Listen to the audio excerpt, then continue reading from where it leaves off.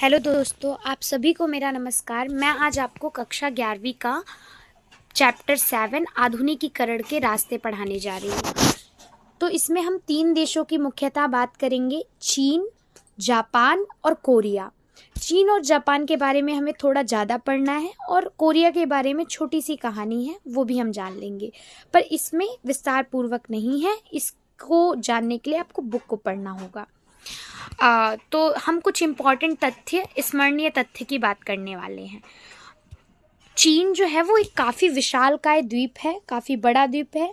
आपको पता ही है, वैसे भी जो 7 बड़े देश हैं उनमें में से एक चीन भी शामिल है, जिसमें कई तरह की जलवायु वाले क्षेत्र हैं। चीन का सबसे जो वहाँ की प्रमुख जो जातीय समूह है वो है हान। वहाँ की सबसे मेन जातीय जो समूह है वो है हान, और यहाँ की मेन जो भाषा है वो है चीनी।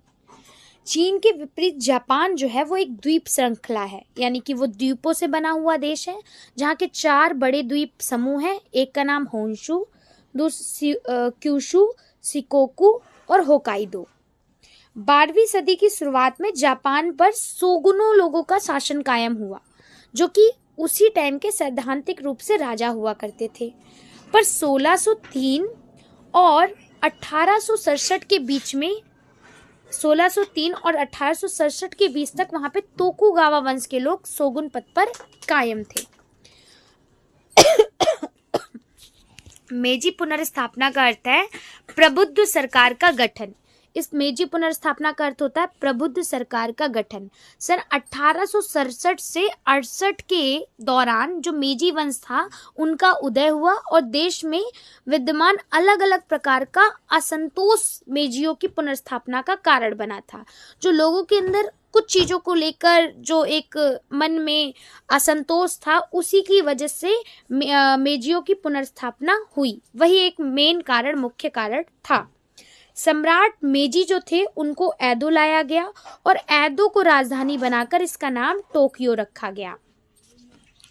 फिर उसके बाद जापान में 1870 के दशक में एक नई विद्यालय व्यवस्था का निर्माण हुआ, जिसमें इस नई विद्यालय जो व्यवस्था थी उसके अंतर्गत ये प्रावधान किया गया था कि लड़के और लड़कियों दोनों के लिए स्कूल जाना अनिवार्य हो गया।